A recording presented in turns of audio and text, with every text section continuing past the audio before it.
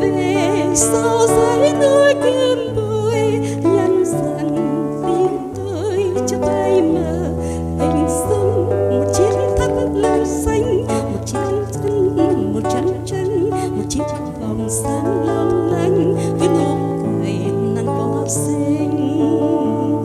Nàng ơi tôi đã suốt tơ lòng dệt mấy cung yêu thương hơi lòng trong chân của mấy bông hoa rừng đời đời không tàn tôi khúc nhạc lòng tôi.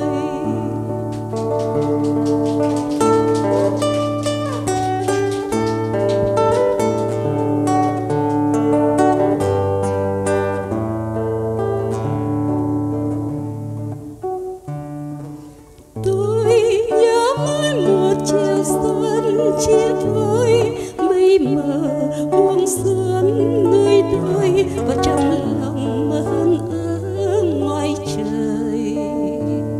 Cỏ cây hoa lá thương nhớ mãi người đi và sân sầu lên mi mắt người về.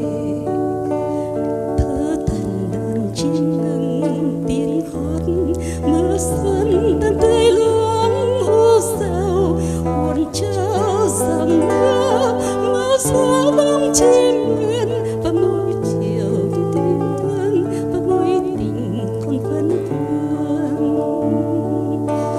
Ai về sau dãy núi kim bôi nhân dần tim tôi cho bay mờ hình dung một chiếc thắt lưng xanh, một chiếc khăn, một chân chân, một chiếc vòng sáng long lanh với nụ cười nàng quá xinh.